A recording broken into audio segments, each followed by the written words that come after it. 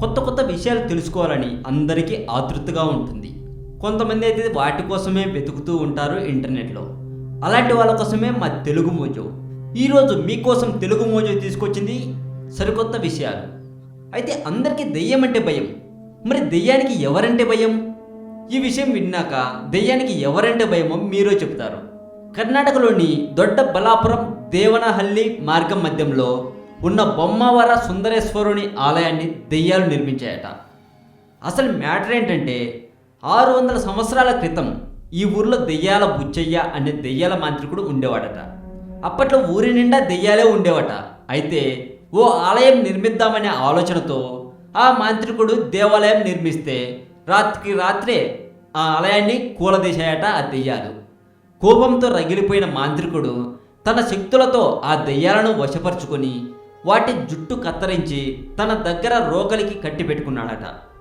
తమ జుట్టు తమకు ఇవ్వమని ఆ దెయ్యాలు మొరపెట్టుకోగా ఆ దేవాలయం యథావిధిగా నిర్మించమని ఆదేశించాడట.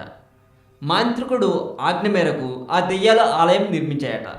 ప్రస్తుతం బొమ్మవర వాసులు చెప్పే కథ ఇదే. అయితే ఇప్పటి వరకు మనం చూసిన గుడులపై దేవతల బొమ్మలు, కామసూత్ర భంగిమలు మనం చూసాం.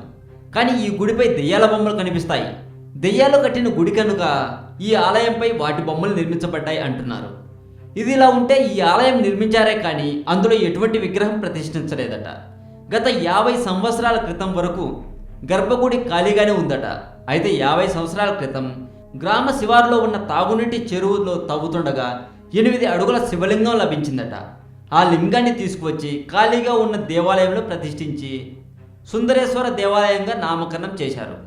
ఇంత ఎత్తైన లింగం రాష్ట్రంలోనే ఎక్కడా లేదని, దేశంలో 5 చోట్ల మాత్రమే ఇంత ఎత్తైన లింగాలు ఉన్నాయని గ్రామస్తులు అంటూ ఉంటారు.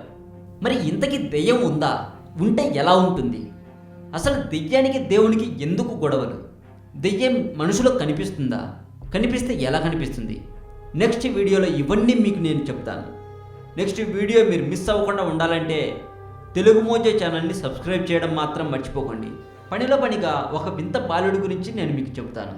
4 ఏళ్ల బాలుడికి ఓ వింత అలవాటయ్యింది. తల్లిదండ్రులు చుట్టుపక్కల వాళ్ళు అవాక్కయ్యేలా అతడు కుక్కపాలు తాగడం మొదలుపెట్టాడు. ఆ పనికి పూర్తిగా బానిసలా మారాడు. పేదవారైన అతడి తల్లిదండ్రులు ఆ చెత్త అలవాటును ఎలా మాన్పించాలో అర్థం కాక తలలు పట్టుకుంటున్నారట. పూర్తి వివరాలకు వెళ్తే ధన్బాద్లో ఓ పేద తల్లిదండ్రులకు మోహిత్ కుమార్ అనే కుమారుడు ఉన్నాడట. అతడికి తల్లి 2 ఏళ్లకే పాలు మాన్పించింది. కానీ అనూహ్యంగా అతడు 4 ఏళ్ల వయసుకు వచ్చాక కుక్కపాలు తాగడం మొదలుపెట్టాడు.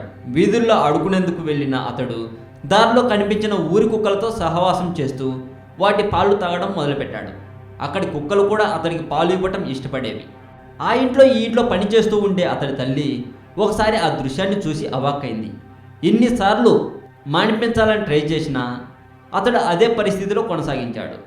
ఇంటి చుట్టుపక్కల వారికి కూడా పలు చోట్ల అతడు కుక్కపాలు తాగుతూ కనిపించడంతో విసిగెత్తిపోయిన తల్లి ఇంట్లో ఉంచేసింది.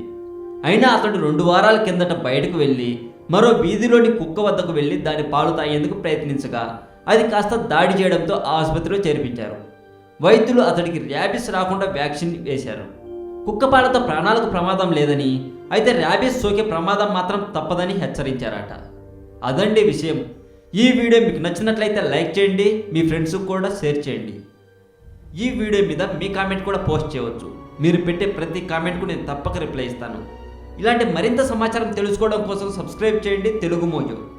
అలాగే సినిమా న్యూస్ కోసం మా ఇంకొక ఛానల్ టాలీవుడ్ సెంట్రల్ ఛానల్ని కూడా సబ్స్క్రైబ్ చేయండి.